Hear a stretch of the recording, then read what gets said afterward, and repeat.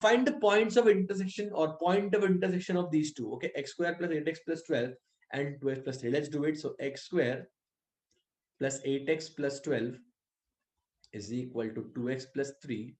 Guys, this gives us x square plus 6x plus 9 is equal to 0.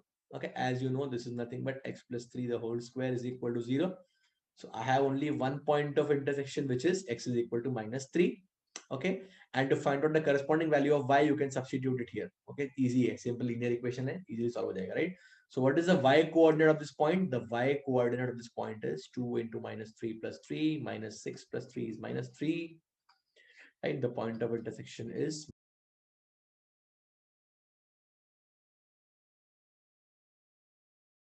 Find the point or points of intersection of these two. Okay, these two curves now. Okay, so again same thing, 2x square plus 10x plus 29 is equal to x square plus 4x plus 10.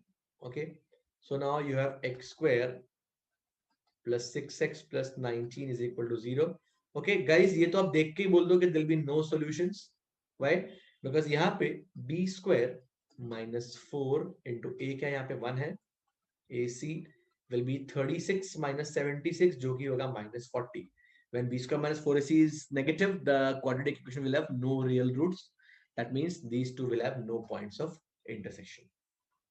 All right, guys, that's it. And I hope you've understood this part, nature of curve and the points of intersections. So we'll meet in the next class to start the last part of the third module, that is sequences and series. So I'll see you next time. Bye-bye.